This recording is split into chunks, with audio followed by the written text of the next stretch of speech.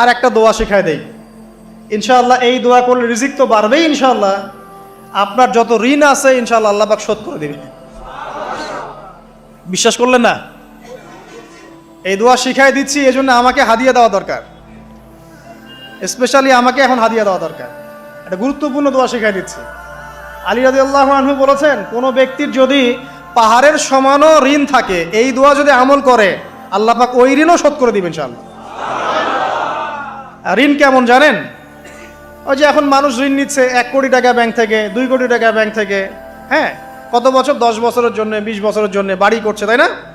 তার ধারণা এমন যে সে মারা গেলে তার ঋণটা কেউ না কেউ শোধ করে দিবেই দিবে, তাই তো? আর আল্লাহর রসুল কি বলছেন দেখেন, একজন মারা গেছেন, নবী সাল্লাল্লাহু আলাইহি ওয়াসাল্লামের সময় একজন মারা গেছেন। তো নবী করিম সাল্লাল্লাহু আলাইহি ওয়াসাল্লাম বলছেন, এই ব্যক্তির কি কোনো ঋণ আছে? একজন সাহাবী বলেন, হ্যাঁ ইয়া রাসূলুল্লাহ, তো ঋণ আছে। নবীজি বললেন, তোমরা ওর জানাজা পড়ো, আমাকে ডেকো না। তোমরা ওর জানাজা পড়ে নাও, আমি জানাজা পড়তে চাচ্ছি না। আমি এখন কেমন করে আপনাকে বুঝাবো ঋণ কত ভয়ঙ্কর জিনিস। আপনি যে ব্যাংক থেকে 3-4 কোটি টাকার লোন নিয়ে রাখছেন, লাখ লাখ টাকা লোন নিয়ে বসে আছেন, দিব্যি সুখে বসে আছেন, এমন চিন্তায় যে আপনার মৌত হবে না। আর নবী সাল্লাল্লাহু আলাইহি ওয়াসাল্লামের সময়ে একজন মারা যাচ্ছেন, তিনি বলছেন তোমরা জানাজা পড়ে নাও, আমি জানাজা পড়তে চাচ্ছি না।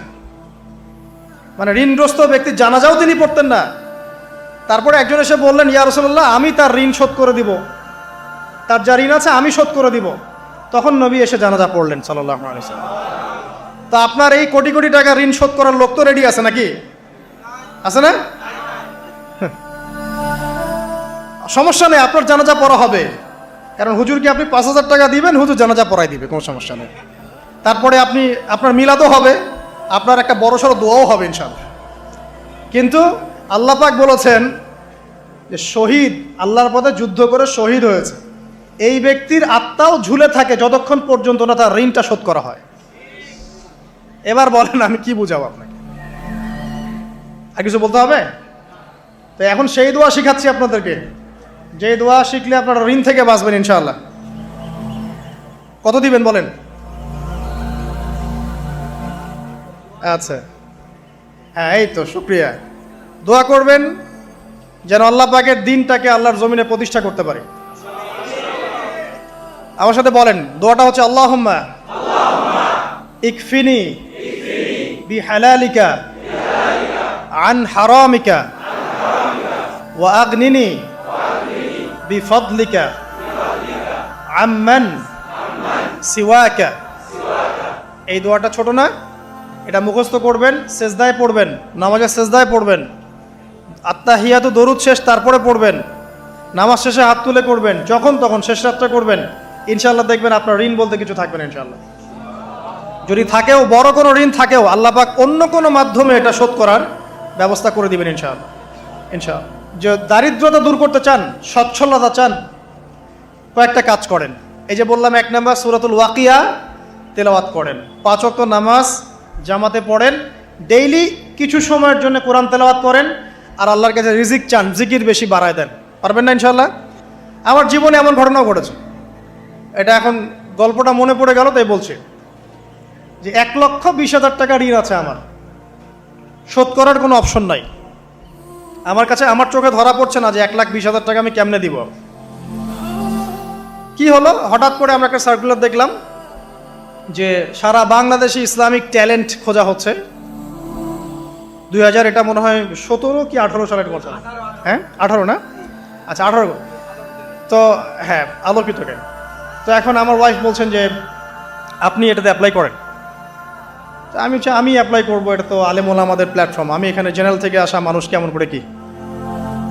তো সে বলছেন না, আপনি পারবেন ইনশাআল্লাহ, আপনি পড়াশোনা করেন, ইনশাআল্লাহ পারবেন। তো আমি দেখছি আগে প্রাইস কি আছে, কষ্ট তো করবো, আগে দেখি পুরস্কারটা কি।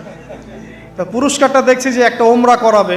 ওমরা করা তো যে কারোর জন্য একটা মানে স্বপ্নের ব্যাপার না, ওমরা করা তো সবাই আমরা খুব পছন্দ করি। আল্লাহ পাক আমাদেরকে বেশি বেশি ওমরা করার তৌফিক দেখ।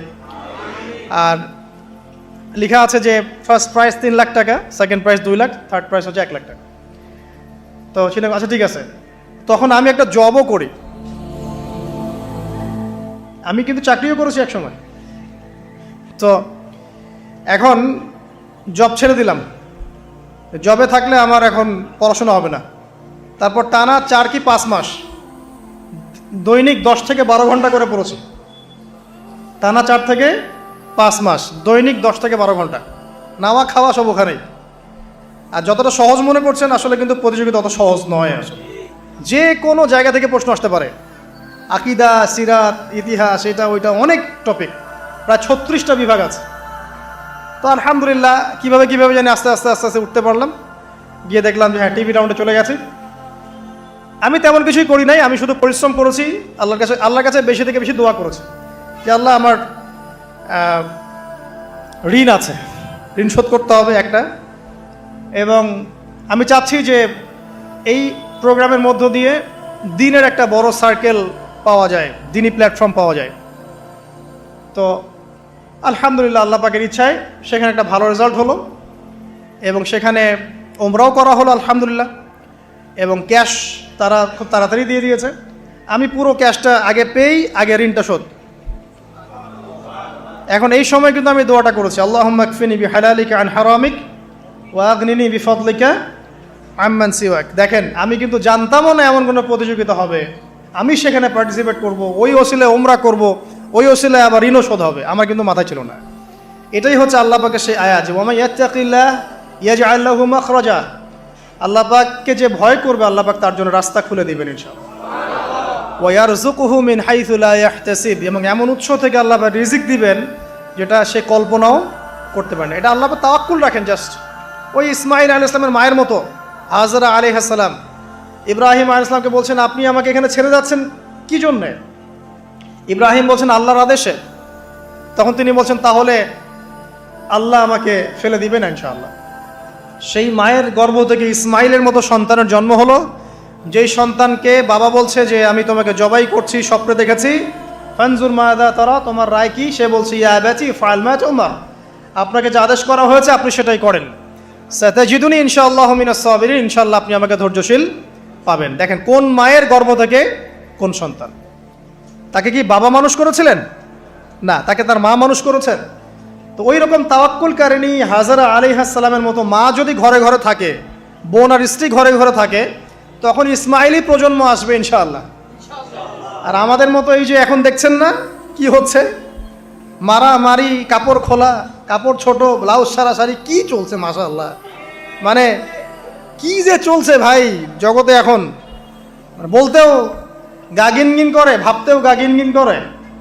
কিছু কিছু নসিহত করব, এটাতেও মন থেকে একটা বাধা চলে আসে যে আসলে কি করব, কি বলবো। মানে একটা বিষয় থাকে না যে পরিস্থিতি এমন খারাপ যে কথা বলার ভাষ্য থাকে না এমন একটা, যে আপনি হতবাক হয়ে গেছেন, বাকরুদ্ধ, যে আর কি বলবেন। এখন এই বাকরুদ্ধ হওয়ার সময় চলতেছে, বাকরুদ্ধ হওয়ার সময়, মানে বলার আর কি নাই, কিছু নাই, কি বলবেন। আস্তে আস্তে কাপড় খুলতে খুলতে খুলতে খুলতে খুলতে খুলতে এখন বিকিনি পরে ঘুরতে চায়। এন্ড বলে যে কয়দিন পর বিকিনি পরেই ঘুরবে। দেখেন, মানে ওরা চায় যে পশ্চিমারা যেমনে চলে অমনেই চলুক সবাই। ওটা কি লজ্জাশীলতার পরিচয় হলো? আশ্চর্য একটা বিষয়।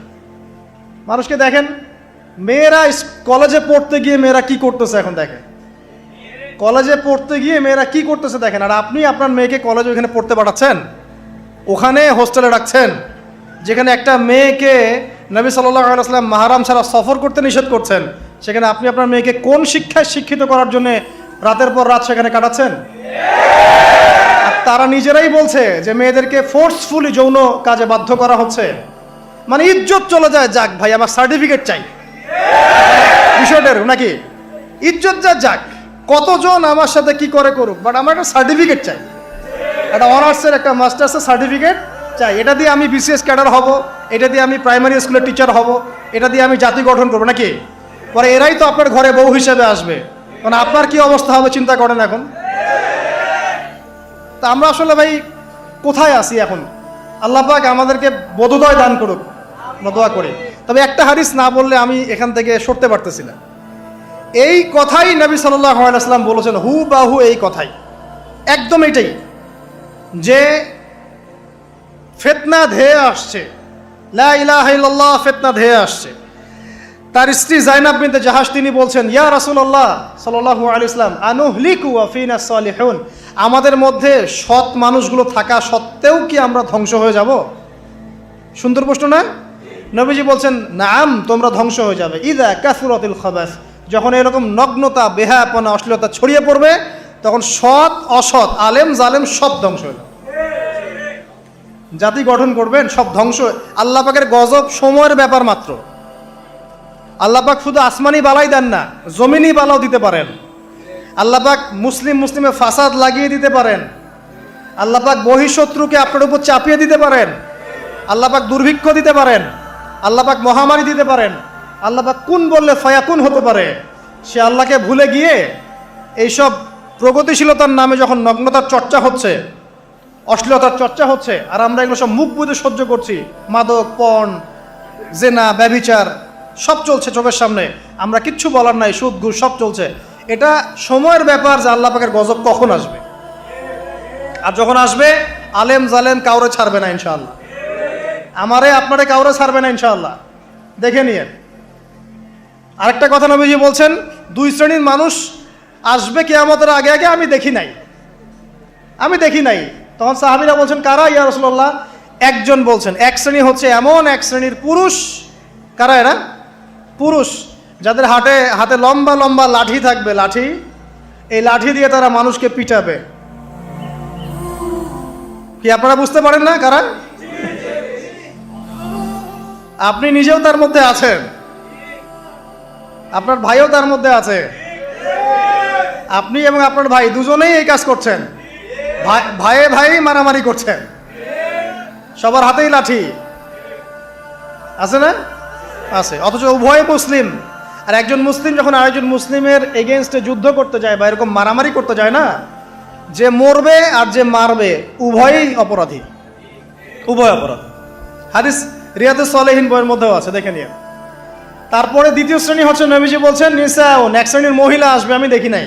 মানে ওই যুগে ছিল না, আইয়ামে জাহেলিয়াতের বর্বর যুগেও এরকম মেয়ে ছিল না। তার মানে বুঝতে পারছেন, আইয়ামে জাহেলিয়াতের যে যুগটাকে এখন বর্বর বলে না, বর্বর, সেকেলে, মধ্যযুগীয় এইসব কথা বলে না, ওই যুগেও এই মানুষগুলো ছিল না। তার মানে নবীজি বলছেন আমি দেখিনি, লাম আরাহুমা, আমি ওদেরকে দেখি নাই। তারা কারা? নিসাউন, এক শ্রেণীর মহিলা, কাসিয়াতুন আরিয়া, যারা কাপড় পরবে বাট নগ্ন থাকবে, কাপড় পরবে কিন্তু নগ্ন থাকবে। মুমিলাত মাইলাত, নিজেও মানুষকে আকৃষ্ট করবে আবার নিজে আকৃষ্টও হবে। তারা জান্নাতে যাবেও না, জান্নাতের গন্ধও পাবে না। নেন এবার এখন দেখেন, একটু ভেবে দেখেন যে আমার ঘরে কি সেরকম মেয়ে আছে কিনা, আমার ঘরে সেরকম বোন আছে কিনা, আমার ঘরে তেমন ওয়াইফ আছে কিনা। এখন যদি আপনি আল্লাহ এবং তার রাসূলকে সর্বোচ্চ অগ্রাধিকার দেন, আল্লাহর ওয়াস্তে ওদেরকে ঠান্ডা মাথায় বোঝানোর চেষ্টা করেন, বোঝান যে তারা, তাদের ফাংশনটা কি, দুনিয়াতে ওদের ফাংশন কি, দুনিয়াতে মেয়েদের ফাংশনটা কি, একটা পরিবারে একটা মেয়ের ফাংশন কি, স্বামী স্ত্রীর সম্পর্কের মধ্যে মেয়ের ভূমিকা কি, স্ত্রীর ভূমিকা কি, এগুলোকে বুঝান। তবে হ্যাঁ, এক শ্রেণীকে আপনি বুঝিয়ে কুল পাবেন না, পরিস্থিতি বোঝেন। পরিস্থিতি বুঝলে আমাদের করণীয় বের হয়ে আসবে। করণীয় আমি অনেক দিন বলেছি, জ্ঞান অর্জনের কোনো বিকল্প নাই, জ্ঞান অনুযায়ী আমলের কোনো বিকল্প নাই, আদর্শ পরিবার গড়ার কোনো বিকল্প নাই, পরিবারে মেয়েদেরকে পর্দায় রাখার কোনো বিকল্প আছে? নাই। এমনকি আমাদের ছোট ছোট ছেলে মেয়ে যারা এখন জন্ম নিয়েছে, এদেরকেও ছোটবেলা থেকেই ইসলামের অনুশাসন দিতে হবে, না হলে বড় হয়ে বিগড়ে যাবে। এরা বিগড়াবে না? চতুর্দিকে ফিতনা, এরা তো বিগড়ে যাবেই। হালাল রিজিকের কোনো বিকল্প নাই। দ্বীনের জ্ঞান অর্জন করে দ্বীনি মানুষদের সাথে থাকার কোনো বিকল্প নাই। একা একা থাকতে যাবেন না, দ্বীনের বুঝ আছে এমন মানুষের সাথে থাকবেন, একসাথে থাকবেন। যেখানেই থাকেন, যে নামেই হোক, একসাথে থাকেন, যে নামেই হোক। ইসলামে তো অনেক দলাদলি আছে না? আচ্ছা হোক, এটা নিয়ে এখন কথা বলার দরকার নাই। যে কোনো ব্যানারেই হোক থাকেন, অ্যাটলিস্ট আপনি ভালো মানুষদের সাথে থাকেন, এটা ভালো হবে ইনশাআল্লাহ। আল্লাহ চাইতে দেখবেন সবার মাঝে একসময় ঐক্য দিয়ে দিতে পারেন, আল্লাহ পারেন না? আর যারা ইন্টেনশনালি উম্মার ঐক্যের বিরোধী, এদেরকে আল্লাহ পাক ধ্বংস করে দিবেন ইনশাআল্লাহ, সমস্যা নেই। কারণ আল্লাহ বলে তো একজন আছেন, তিনি সব দেখেন ইনশাআল্লাহ। আর হচ্ছে আপনার জ্ঞানটাকে ইসলামের কল্যাণে কাজে লাগান, আপনার সম্পদ, আপনার জানমাল, এটাকে ইসলামের কল্যাণে কাজে লাগান, দ্বীনের প্রচার প্রসার করতে থাকেন। আক্রমণাত্মক হবেন না, শৈথিলতাবাদীও হবেন না, চরমপন্থী হবেন না, আবার এই যে গোলালু মার্কাও হবেন না। গোলালো কি মানে সব তরকারিতেই চলে। যখন দেখবে যে একটা বিষয় আসছে, আস্তে করে পাশ কেটে এমন একটা বিষয় নিয়ে কথা বলা শুরু করবে যেটার সাথে এখনকার বিষয়ের কোনো সম্পর্ক নেই। দেখবেন যে পুরো বিশ্বে একটা বিষয় চলছে, দেশে একটা বিষয় নিয়ে গরম, তখন দেখবেন কথা হচ্ছে মেয়েরা নেল পালিশ দিতে পারবে কিনা। মানে সুশ্রী মার্কে ইসলাম নিয়ে চলার দরকার নেই। যখন যেটা সামনে আসবে এটা ফেস করতে হবে, এবং সেটা চরম পন্থায় না, আক্রমণাত্মকভাবে না, মানুষকে হিকমার সাথে, নসিহতের সাথে ঠান্ডা মাথায় যুক্তি প্রমাণ দিয়ে বুঝাতে হবে। এরপর যারা বুঝবে আলহামদুলিল্লাহ, যারা বুঝবে না এদের দায়িত্ব কারো হাতে? আল্লাহর হাতে। আল্লাহ পাক হয় গজবে শেষ করবেন, না হলে আল্লাহ পাক চাইলে হেদায়েতও দিতে পারে, এটা আল্লাহ পাকের এখতিয়ার।